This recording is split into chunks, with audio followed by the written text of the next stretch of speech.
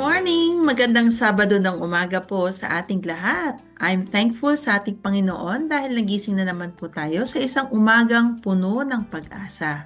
At dalangin ko na sa umagang ito tayong lahat ay nasa magandang pangangatawan at pag-iisip. Welcome to 11:43 DZMR para sa programang Usapang Pangkalusugan. Ang himpilan na ito ay napapakinggan mula sa Sefton Village, Divisoria, Santiago City, Isabela. Ako po si Dr. Jennifer Gatiwan C., ang inyong program host, at pag-usapan po natin sa araw na to ang tungkol sa kalusugan ng mga kababaihan. Dahil ayon po sa Philippine Commission on Women, ang Pilipinas ay nagdiriwang ng National Women's Month sa buong buwan ng Marso. Ang pagdiriwang na ito ay nakaangkla sa global celebration ng International Women's Day tuwing March 8 dahil sa women's activism para sa labor rights at gender equality.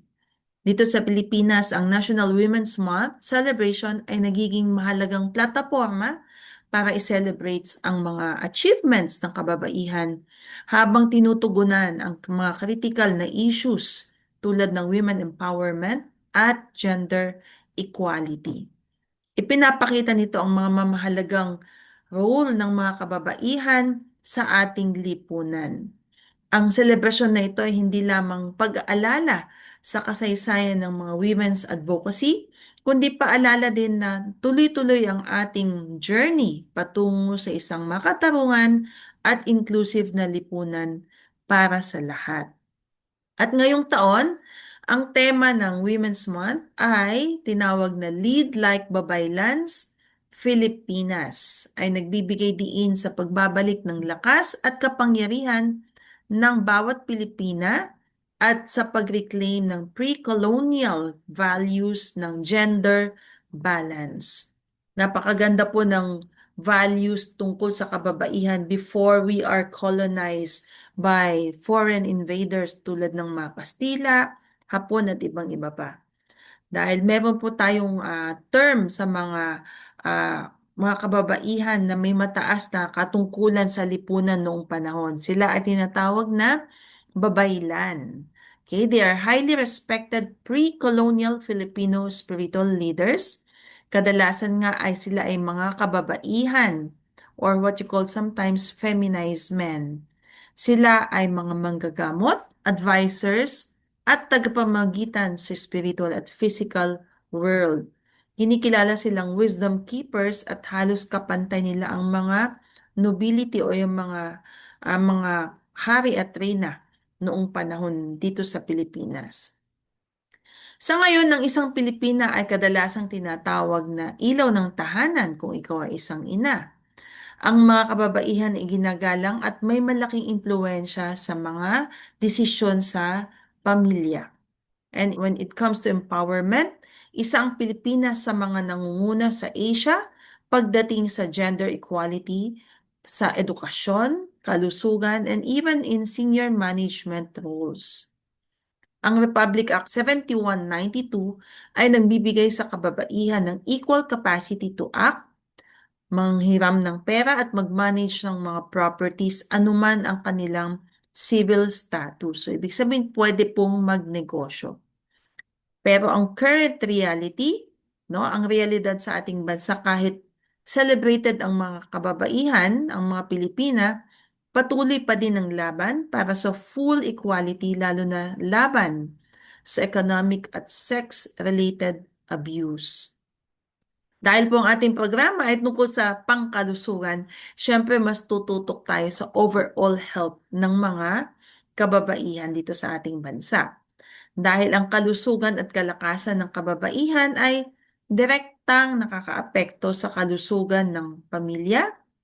Dahil pag may sakit si mami, nako, mahirap alagaan ng buong pamilya, komunidad at maging sa ekonomiya. Lalo na ngayon, double income na po ang mga pamilya, hindi lang si daddy na ang nagtatrabaho, pati si mami. Kaya sa bawat hakbang natin tungo sa national development, dapat bigyan natin ng priority ang kalusugan ng mga kababaihan mula sa kanilang pagkabata, even in their elder years. Ngayon, pagdating sa women's health sa Pilipinas, ito po ang mga ilan sa mga major health challenges na kinakaharap ng ating mga kababayan. Pagdating sa cancer prevalence, tulad din po ng mga kababaihan sa ibang bansa, mataas ang cases ng breast cancer na isa sa leading cause of death o kamatayan among women sa ating bansa. Aside from breast cancer, other major concern din ang mga related sa kanyang reproductive system. Andito na yung ovarian cancer, cervical cancer, endometrial cancers or nandun sa part na pwede siyang mabuntis o hindi. Okay? When it comes to reproductive, speaking of pagbubuntis, no? Ang mga issues sa kanyang reproductive and maternal health ay ang unsafe o hindi makatarungan, no? Buwis buhay at illegal na mga abortions ay nagdudulot ng mga iba't ibang komplikasyon tulad ng matinding infection or what you call sepsis at pagdurugo or hemorrhage, just like the bleeding woman dun sa Bible, no? Madami ding mga kababaihan na hindi natutugunan ang kanilang pangangailangan o kumisan hindi sila nabibigyan ng kaalaman pagdating sa contraception kahit na meron na po accessible na po ito sa ating mga barangay health centers, no? Dahil may mga midwives tayo na dapat sila ay nagtuturo ng tamang family planning. Noong pong COVID-19 pandemic ay nagkaroon po tayo ng problema when it comes to women's health at kanilang health services. Dahil nga po sa limitasyon ng paglabas, tumaas ang mga maternal death, okay? Dahil hindi sila agad mai-admit sa hospital. And of course, mga unintended pregnancies. Nandiyan na yung mga na-rape, teenage pregnancy, kasama na din po doon.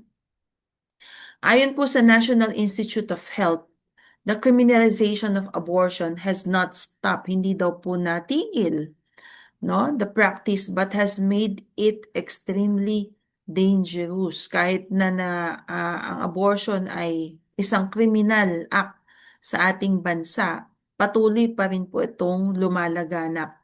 Okay? Alam niyo po ba na there's an estimate of 1.1 million abortions na nangyayari sa ating bansa kada taon. So, 1 milyong bata ang nawawala sa pamamagitan ng illegal abortions. Hindi lang po doon, no? With that 1 million, 1,000 sa mga yon ay namamatay each year dahil sa mga komplikasyon sanhi ng unsafe abortion. Okay? So, yung 1,000 yon, sa loob ng isang araw ay at least 3 kababaihan ang namamatay because of unsafe abortion. And tens of thousands of women are hospitalized each year for complications na nasabi natin kanina, pagdurugo, infection. Dahil illegal nga po ang abortion sa ating bansa, pero madalas po ay dito pa din talaga sila tumatakbo sa mga unsafe procedures, lalo na sa mga lugar na tinatawag nating geographically isolated, mahirap ang kanilang access sa hospital. Other problems na meron sa kababaihan ay similar na rin sa mga kalalakihan tulad ng hypertension, diabetes, sakit sa puso, na siya ring pangunahing sanhi ng pagkamatay dahil sa poor lifestyle and poor nutrition. Other problems na with regards to their reproductive health ay ang kanilang mga dysmenorrhea. The other extreme is infertility, hirap mabuntis, okay? O yung mga hormonal imbalances tulad ng PCOS or the polycystic ovarian syndrome. Now, the other problem na meron po sa ating mga kababayang Pilipina ay ang mental health. Mataas po ang burnout, stress at postpartum depression sa ating mga kababaihang Pilipina dahil sila po ang pangunahing caregivers pa rin sa pamilya. Filipino women face higher risk of mental health issues lalo na po sa depression, anxiety, and stress. kumpara sa mga kalalakihan dahil nga po sa gender inequality. Kumisan hindi balanse ang kanilang burden, no? Meron na rin silang financial pressure na sabi natin kanina, hindi lang single income na sa bahay. Double income na or dalawa na yung nagtatrabaho, si daddy at si mommy. Pero si mommy, si nanay, yung role niya sa bahay ay hindi naman kadalasan dahil sa kultura ng mga Pilipino ay hindi pa din sila nasanay na tulungan sila ng kanilang mga asawang lalaki. So dalawa ang naging pressure. So study shows that 1 in 5 young Filipinas aged 15 to 24 years old experience symptoms of depression, no? Dahil nga daw sa tinatawag nating work-life balance struggles. Kasabay pa yung mga gender-based violence na makikita dun sa VAUC. Ayan. Pero meron naman pong mga initiatives na ginagawa na ang ating gobyerno na naglalayong palakasin ang women's health services. Kabilang na din po yung easier access sa mga birthing centers at family planning. So may mga ongoing programs para mabawasan ang kanilang unmet needs. No, sana ay talagang matugunan ang kanilang mga pangangailangan. Hindi lang, kumbaga kahit na malayo ka sa mga malalaking institution ay pwede kang makahanap ng tutulong sa iyo. So ito po yung mga ilan sa mga hamon na kinakaharap ng ating mga kababaihan sa ating bansa when it comes to health. Si Sushmita Sen po na nanalo bilang Miss Universe noong 1994 ay nagbigay siya ng isang iconic na tugon tungkol sa essence of a woman. Yun po ang tanong sa kanya. So sa edad na 18, ito po ang kanyang sagot. Just being a woman is a gift of God. So ang pagiging isang babae daw ay regalo ng Panginoon. So nagmumula sa Panginoon ang iyong gender that all of us must appreciate. The origin of a child is a mother who is a woman. She shows a man what caring, sharing, and loving is all about. That is the essence of a woman. Napakagandang sagot na kung saan dahil sa sagot niyang yun ay naging Miss Universe siya. Fast forward, 3 dekada ang nakaraan. So, during the pandemic, noong taong 2022, nagsimula ang isang kontrobersya tungkol sa kung paano sagutin ang tanong na, what is a woman? Nakakagulat ito dahil sa sa buong kasaysayan ng tao, hindi naman po ito pinagtatalunan. Pero sa pag-usbong nga po ng makabagong kaisipan na sinasabi nila that trans women are women, marami ng tao ang tila nalito at nagkaroon na nga ng pagdududa. So noong March 2022, ang US Supreme Court nominee na si Ketanji Brown Jackson ay tumangging magbigay ng definisyon ng isang babae nang siya ay tanungin on what is a woman. Ang sagot niya is, I am not a biologist. So ibig bang sabihin na kailangan pa ng isang expert on biology ang sasagot kung ano ang isang babae? Dahil maraming educated scientists ang naging uncomfortable pag pinipilit silang i-define ang isang woman. Dahil kung sabihin daw nilang a woman is an adult human female, madidisqualify nito ang biological men na nag-identify na ngayon bilang isang woman.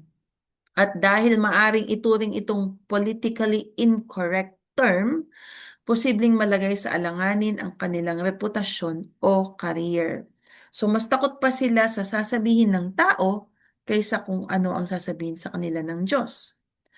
Sa mga nakaraang taon, maraming definisyon ang woman na ang lumabas. Kadalasan, pumapasok daw to sa 3 kategorya. Ito po sa aking na-research na article. This is a Christian article.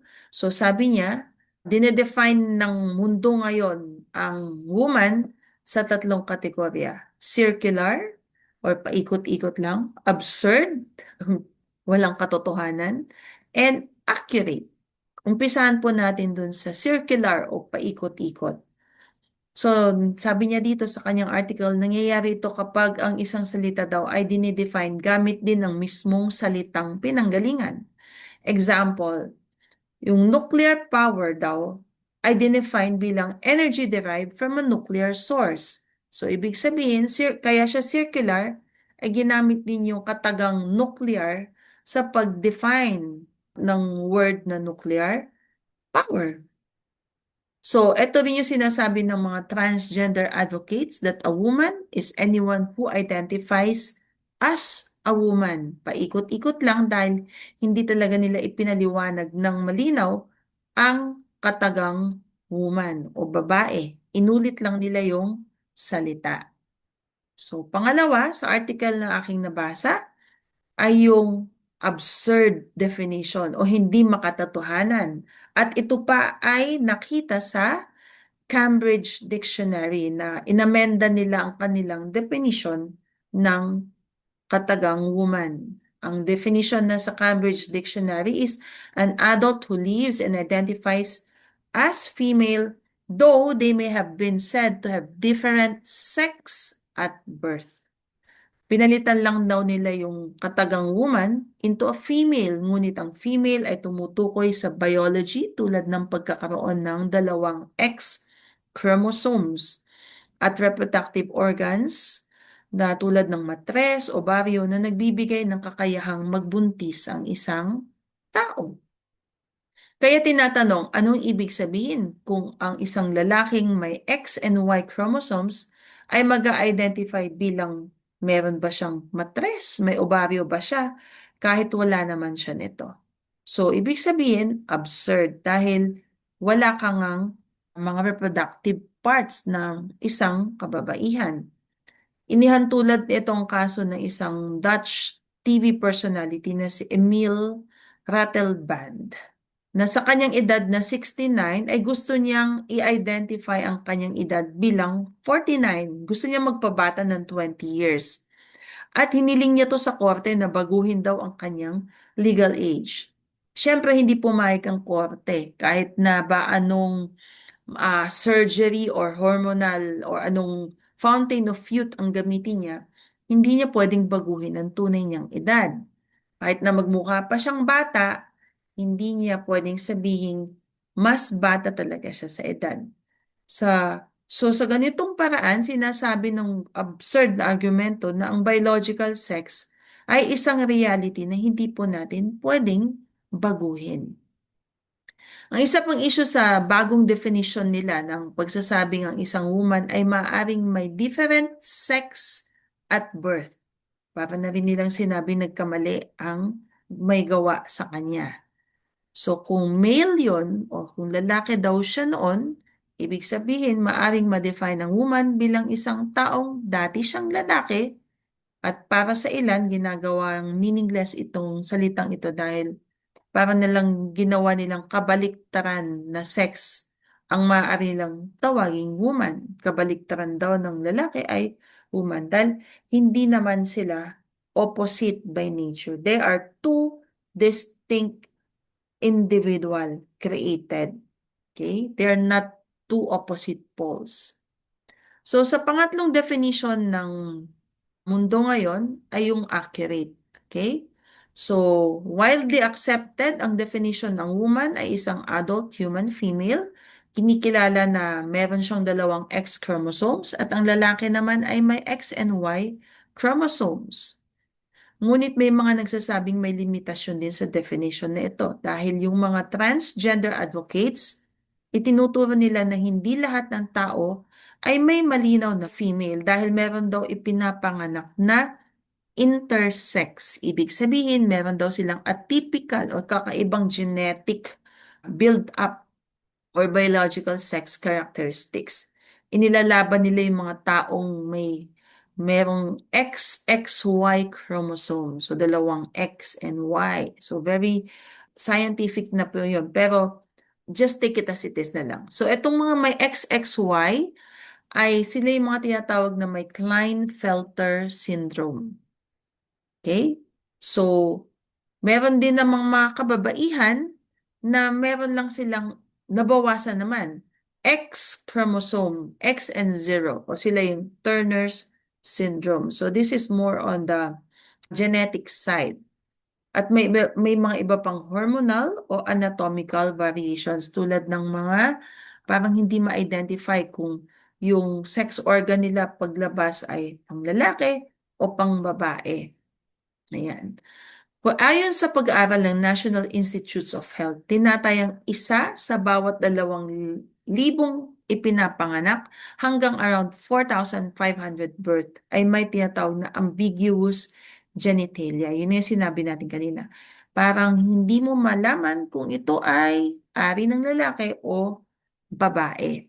Pero maliit itong porsyento at karamihan ng mga babies, meron namang malinaw na sex organ paglabas. If they're male or female, the penis or the vagina. Pero sa mga rare cases na hindi agad malinaw, maaaring gumamit ng genetic testings, ultrasound at iba pang medical tools upang matukoy ang kanilang sex. Tulad ng in my practice, meron kaming hindi mo ma-identify kung male or female. So, I did an ultrasound just to check kung yung bata ay may scrotum or uterus. So, nakita na yung bata ay technically male dahil wala po nakitang uterus or ovary but more of the scrotal sac. Yon, maliit lang pala talaga yung kanyang penile head. So, may panukalang definition na ganito, yung pang-apat, about a woman. Ang woman ay isang adult human na ang katawan ay naka-organize sa dalawang pangunahing function. Okay? Number one is the production, storage, at delivery ng eggs. At number two, gestation o pagbubuntis ng isa pang tao. Ayan. So, yun daw yun sa woman. Sa lalaki naman ay naka-organize siya sa production, storage, at delivery ng sperm. Ayan. So, dun naka-define. Mahalaga yung katagang organize around. Dahil kahit may atypical genetics o may naalis na reproductive organs tulad ng tinanggal ang kanyang matres, o tinanggal ang kanyang ovary, o oophorectomy or hysterectomy, hindi nito inaalis ang kanyang biological classification. Dahil may mga trans ngayon na pinatatanggal nga nila yung kanilang female reproductive organs just to call themselves male. Diba? Kabaliktaran naman. So may argumento rin na kung may intersex individuals, baka daw higit sa dalawa ang sex or gender. O nasa spectrum sila. Nagkaroon na ng spectrum, parang rainbow. Kaya, ayan, may rainbow. Ngunit ayon sa pananaw na ito, dalawa lamang ang sex dahil dalawa lang ang sex cells or gametes na kayang gawin ng isang tao. Sa lalaki, ito yung tinatawag na sperm. Sa babae, ito yung egg.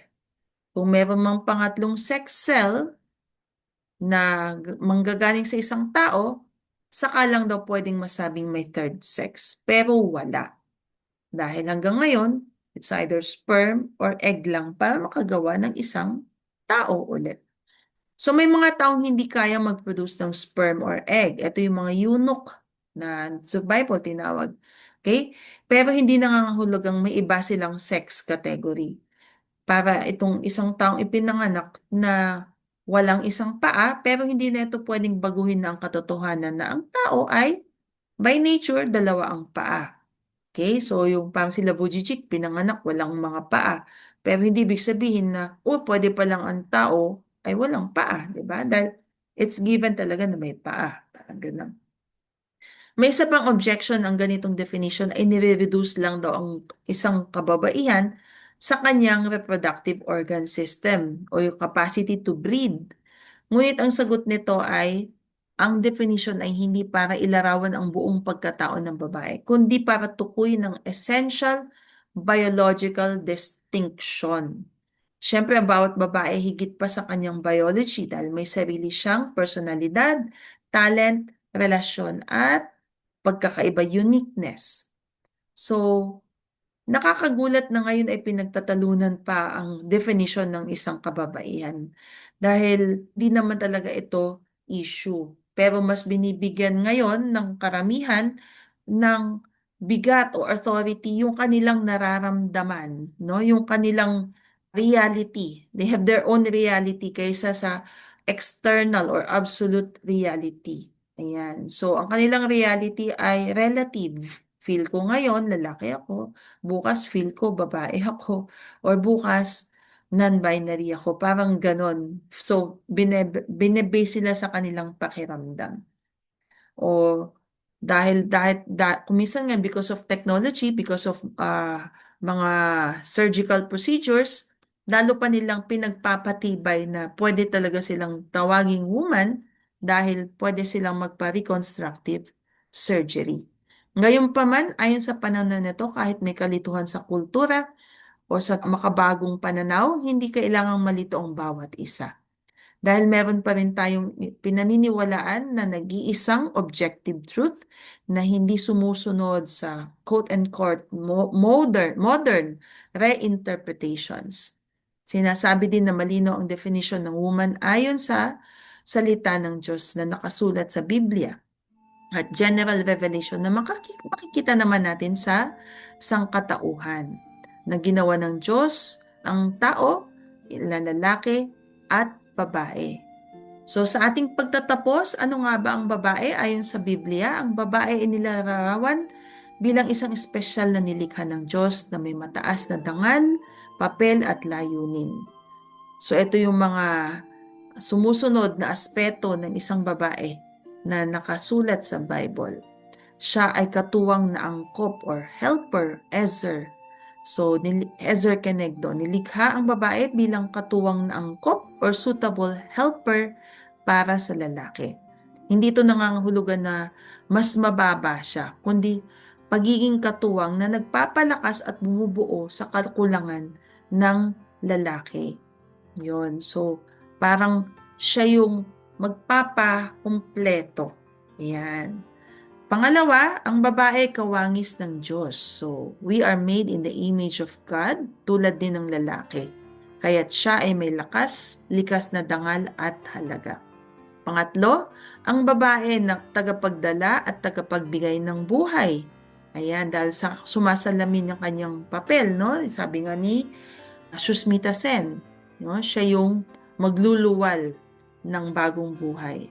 At ayon sa Proverbs 31, ang babae nga ay inilalarawan bilang matalino, masipag, mapagkakatiwalaan, marangal at may takot sa Diyos. So, isa lamang po yun sa mga katangian ng isang babae na dinescribe sa Proverbs 31. So, dun po mas malinaw, di po ba? Okay, so dito po nagtatapos ang ating talakayan sa araw na to sa programang Usapang Pangkalusugan. So nawa ay may naibigay akong linaw tungkol sa Women's Month. And again, this is your host, Dr. Jennifer Gatiwan C. And thank you for joining us today. So stay healthy, stay hopeful. So abangan niyo po muli ako sa susunod na Sabado para sa ating programang Usapang Pangkalusugan. Dito lamang po sa 1143 DZMR. A proud member of KBP, ating tandaan ng ating kalusugan ay kayamanang di mapapantayan. Happy weekend po!